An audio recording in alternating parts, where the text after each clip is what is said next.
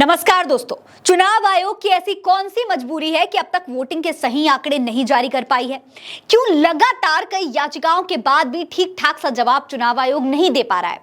आखिरकार अब चुनाव आयोग की मजबूरी सामने आ चुकी है दोस्तों। जिस चुनाव आयोग के पास देश के लोकतंत्र की सबसे बड़ी जिम्मेदारी होती थी, अब पता चल रहा है कि वो चुनाव आयोग इस स्तर पर आ चुका है कि उसके पास चुनाव के वोटों की सही गिनती तक नहीं है। दोस्तों, लोकसभा चुनाव के 4 चरणों के बाद से लगातार चुनाव आयोग पर सवाल खड़े हुए।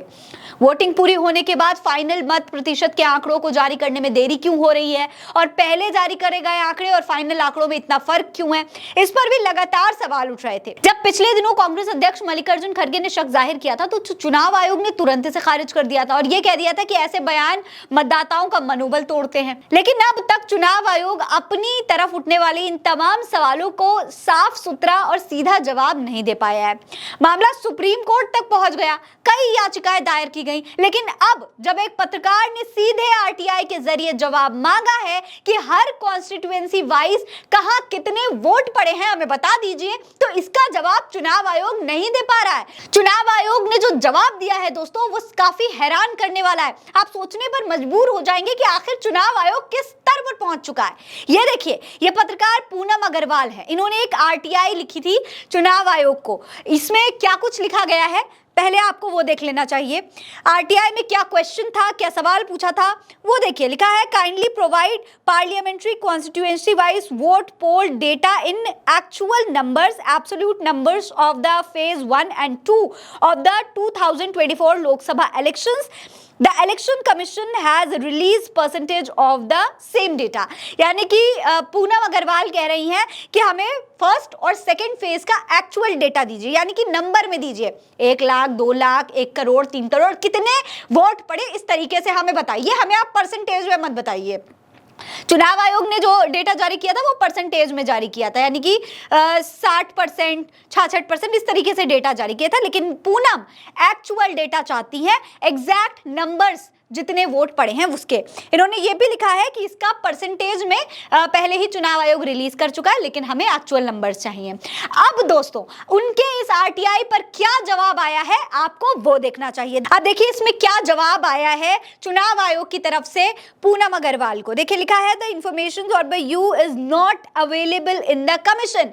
यानी कि चुनाव आयोग का कहने का मतलब है कि उनके पास डेटा है ही नहीं। आप जो इंफॉर्मेशन मांग रहे हैं वो इंफॉर्मेशन इनके पास है ही नहीं। तो क्या इसका मतलब ये हुआ कि इनके पास सिर्फ प्रतिशत में ही डेटा आता है, इनके पास एग्जैक्ट नंबर ही नहीं है।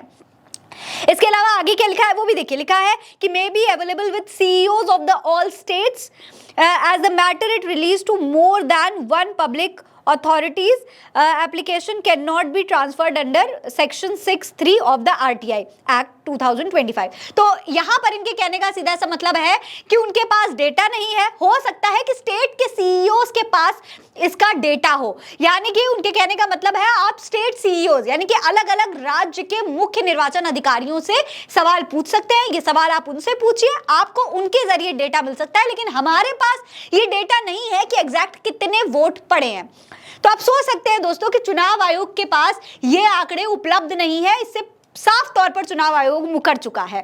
अब सवाल ये उठता है कि क्या चुनाव आयोग के पास कोई डेटा आता ही नहीं है? जरा ये देखिए, इस पे भी आप गौर करिए। ये 2019 के लोकसभा इलेक्शन का डेटा है दोस्तों, जो कि इलेक्शन कमीशन की वेबसाइट पर दिया गया है।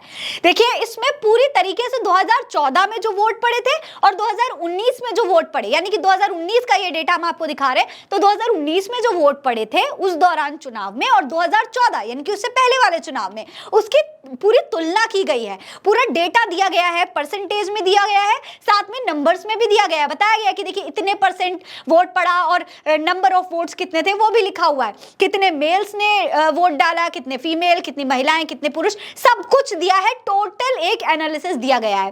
तो फिर 2019 के चुनाव में दे सकते थे, तो इस चुनाव में क्या हो गया? इस चुनाव में क्यों डेटा नहीं दे सकते चुनाव आयोग? अब दोस्तों यहाँ पे साफ तौर पर चुनाव आयोग मुकर रहा है। वेबसाइट पे डालने की बात हो रही है, लोग मांग कर रहे हैं, याचिकाएं दायर की जा रही हैं कि डेटा वेबसाइट पर डाला जाए, लेकिन वेबसाइट पर डालना तो दूर की बात है, यहाँ पर तो इनके पास डेटा ही नहीं है, ये कह रहे हैं। अब दोस्तों पूनम अग्रवाल का सवाल ये है कि 4 जून को तो नतीजे आ जाएंगे। अब बहुत कम दिन बचे हैं, 4 जून में कुछ ही मुश्किल से 10-15 दिन बचे हुए, तो तब तक तक अगर वो अलग अलग स्टेट्स में अलग अलग स्टेट सीईओ से याचिका दायर करती भी हैं तो उसका जवाब आते आते और वो डेटा आते आते तो बहुत टाइम हो जाएगा।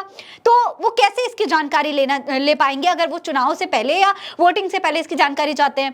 तो ये पूरी तरीके से एक सवाल खड़ा करता है कि आखिर अब ये डेटा मिलेगा कैसे। जब चुनाव आयोग खुद मुकर रहा है तो ये डेटा अगर हमें चाहिए तो हमें कहां से मिलेगा। इसके अलावा दोस्तों सबसे बड़ी बात यह है कि सुप्रीम कोर्ट में भी चुनाव आयोग का मामला पहुंच चुका है। सुप्रीम कोर्ट ने भी चुनाव आयोग से पूछा है कि वोटिंग का फाइनल डेटा देने में आपको इतना वक्त क्यों लग रहा है।